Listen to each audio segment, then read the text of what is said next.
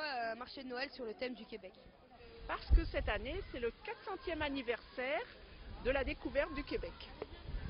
Et est-ce qu'il y a des exposants qui sont venus du Québec pour les produits régionaux du Québec?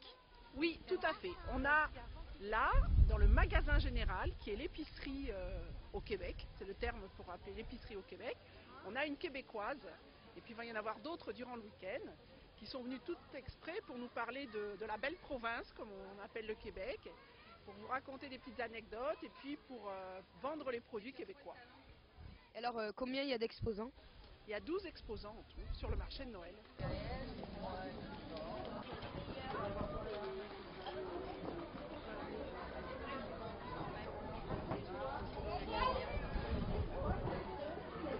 On fait du lait avec du pain au chocolat.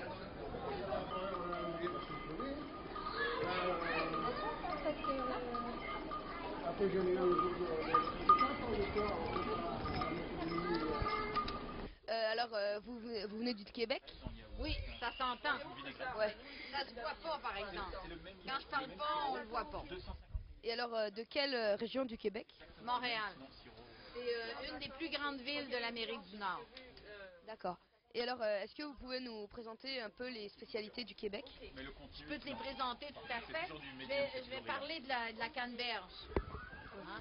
La canneberge, c'est un fruit qui pousse en Amérique du Nord, qui est dans la famille de la myrtille. Et lorsqu'ils font la récolte de la canneberge, ils inondent les champs. Donc, il y a tout plein d'eau. Puis là, la canneberge, elle monte.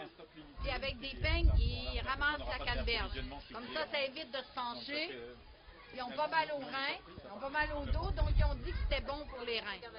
D'accord. C'est vrai, c'est excellent. Il y a beaucoup d'antioxydants.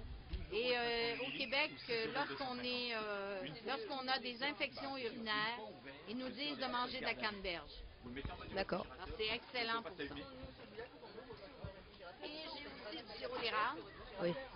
Hein, évidemment. Le fameux sirop Et d'érable. le sirop d'érable, lui, il est cueilli au mois de mars, quand la nuit, ça gèle en dessous de zéro, mais que le jour, ça monte à 10. Lorsque ça monte à 10-15 degrés, l'eau qu'il y a dans l'érable va couler. Elle va couler dans des chaudières comme ça. On va la récolter et on va faire bouillir.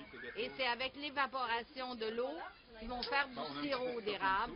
Et plus le sirop il va évaporer, plus ça va passer à du beurre d'érable, à du sucre d'érable et de la tire d'érable. Mais ça se fait toujours avec l'évaporation de l'eau.